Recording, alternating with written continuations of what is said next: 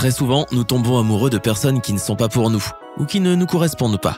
En fait, parfois, dans la vie, nous voulons des gens si différents de nous que la relation ne paraît pas viable. C'est ce qui est arrivé à Tom alors qu'il avait une vingtaine d'années et commençait tout juste à faire son chemin dans le monde. Quand il était plus jeune, Tom était tombé follement amoureux d'une fille du coin, Rachel, venant d'une famille très riche. Ils s'entendaient bien, ils s'amusaient et elle était incroyablement belle. Tom était travailleur, il était beau et tout dévoué à Rachel, mais elle ne s'intéressait pas à lui. Un jour, n'y tenant plus, il fit sa demande en mariage et découvrit alors d'où venait le problème. Rachel lui répondit « Je dépense plus en une journée que ce que tu gagnes en un mois, comment pourrais-je t'épouser ? Je ne peux pas aimer quelqu'un qui ne peut pas me donner la vie à laquelle je suis habitué. » Tom eut le cœur brisé. La femme avec laquelle il était sûr de vouloir passer sa vie ne le regardait pas simplement parce qu'il ne gagnait pas assez d'argent. Ils se séparèrent ce jour-là. Rachel continua sa vie et Tom quitta la ville vers un nouveau destin. 10 années passèrent sans qu'ils se revoient. Jusqu'au jour, quelques 10 ans plus tard, où ils se rencontrèrent par hasard dans un centre commercial. Ils étaient tous les deux seuls quand la rencontre eut lieu et ils furent surpris de se revoir. Les sentiments de Tom n'avaient pas changé et pendant un moment, il pensa qu'il pourrait avoir une seconde chance. Au cours des 10 dernières années, il était devenu riche. Ils parlèrent un moment de leur vie et de leur situation, puis Tom demanda à Rachel si elle était toujours célibataire et elle répondit que non. En fait, je me suis marié à un homme très riche. Il gagne environ 15 000 $ par mois. Nous sommes très heureux et nous avons passé notre lune de miel à Bali, dit-elle, clairement satisfaite de sa chance et heureuse de le montrer à Tom. Il va sûrement comprendre que ça n'aurait jamais pu marcher entre nous, pensa-t-elle, elle qui était habituée à avoir les plus belles choses de la vie alors qu'il venait d'un milieu modeste. Tom eut le cœur brisé une nouvelle fois, mais il fit semblant d'être heureux pour elle. Il avait du mal à garder ses sentiments pour lui quand il vit arriver Sean, le mari de Rachel. Il s'avéra que les deux hommes se connaissaient très bien.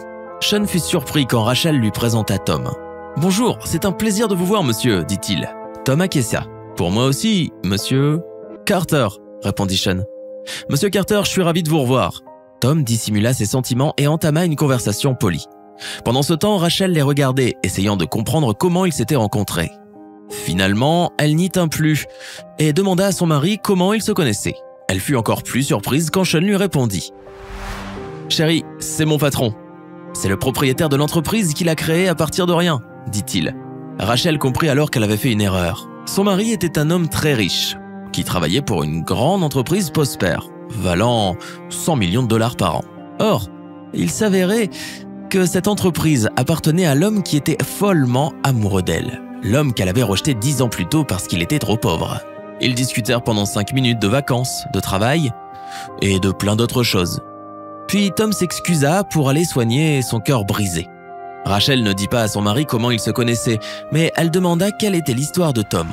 Alors Sean lui raconta quelque chose qui allait l'inciter à revoir ses idées et à repenser ses choix. « J'ai entendu dire qu'il aimait une femme qui ne voulait pas de lui parce qu'il n'avait pas d'argent. Il a donc créé sa société pour pouvoir lui donner la vie à laquelle elle était habituée, expliqua-t-il.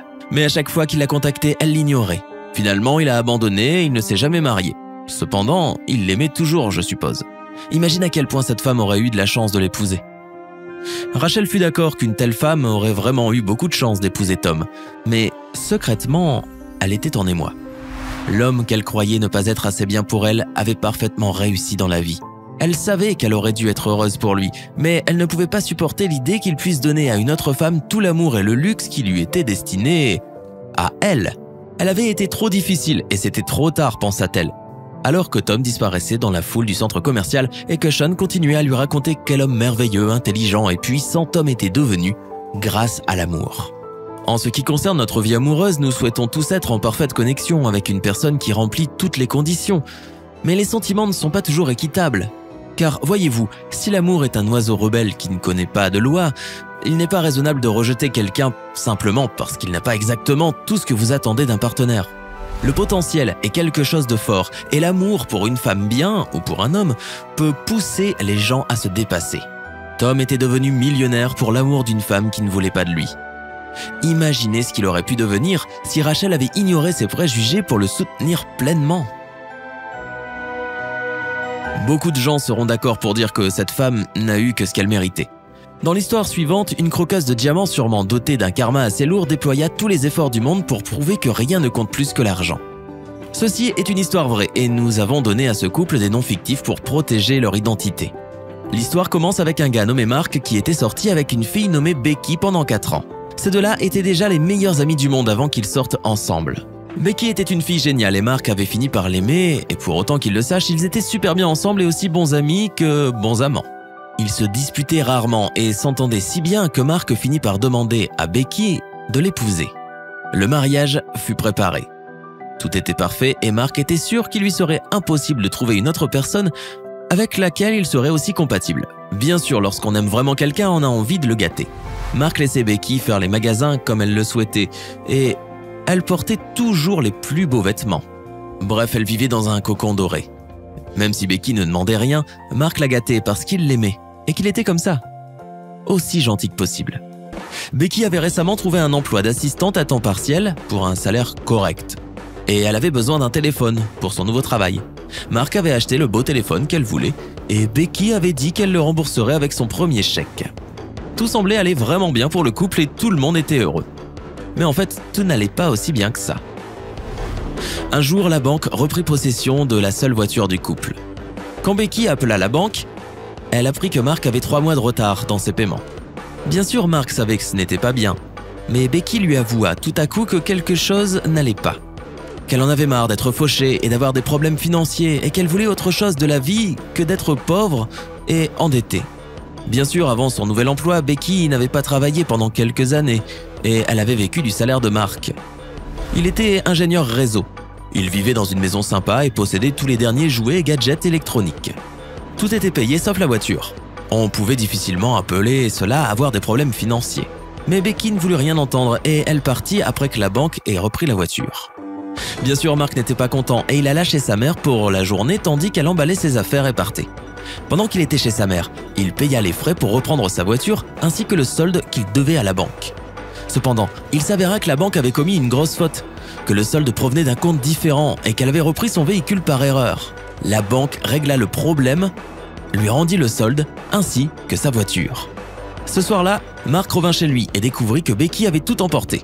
Tous les meubles, sauf un canapé et un lit. Les objets de collection, les décorations et les peintures accrochées au mur, la nourriture et tout ce qui n'était pas fixé au sol ou au mur. On peut même se demander si elle n'avait pas pris les bacs à glaçons du congélateur. Elle avait également pris les 2 téléphones portables, y compris le nouveau qu'il lui avait acheté, pour lequel il avait payé 300 $ par mois. D'ailleurs, il devait toujours 1200 $ pour ses téléphones. Il découvrit aussi qu'elle avait emprunté 2000 $ à la mère de Mark, qu'elle ne rembourserait jamais. Mark envoya un mail à Becky lui demandant de lui rendre ses affaires et argent qu'elle devait. Elle lui répondit qu'il la harcelait et que s'il la contactait de nouveau, elle appellerait la police et que son père viendrait lui casser la figure. Mark désactiva l'abonnement de ses 2 téléphones et elle emprunta un téléphone pour lui demander s'il comptait les réactiver. Il répondit qu'il s'agissait de ses téléphones à elle et qu'il n'en avait pas besoin. Ceci lança un enchaînement cruel de vengeance. Elle tenta à plusieurs reprises de faire couper l'électricité de son domicile, ce qui ne marcha pas, car la compagnie d'électricité lui demanda de confirmer. Elle essaya de vendre sa voiture à un concessionnaire sans en être propriétaire. Elle appela la police à plusieurs reprises pour harcèlement et jeta des ordures sur son terrain, puis appela l'association des propriétaires. Elle alla jusqu'à entrer dans sa maison à plusieurs reprises et bizarrement prit des objets et en laissa d'autres. Mark a dû changer les serrures et installer des caméras de sécurité chez lui. Au sujet de la voiture, Becky appela la banque et tenta de liquider le prêt en disant qu'il ne pouvait pas payer et qu'elle devait venir chercher la voiture. Tentative qui échoua. En dépit de toutes ces tentatives horribles, la vie de Mark commençait à s'améliorer. Il finit par obtenir une belle promotion, une belle augmentation et un bon bonus. En fait, les choses allaient mieux maintenant que Becky était partie. Quant à Becky, elle vit avec sa mère dans une petite pièce sans climatisation ni chauffage. Elle a essayé d'acheter une voiture à un ami de Mark, propriétaire d'un garage, mais le prêt a été refusé. Elle compte sur sa famille ou ses amis pour travailler 2 jours par semaine. Elle doit rembourser 40 000 $ sur l'emprunt qu'elle avait fait pour ses études et il lui reste 4 années d'études à faire. Mais bon, c'est mieux que de se battre, non ?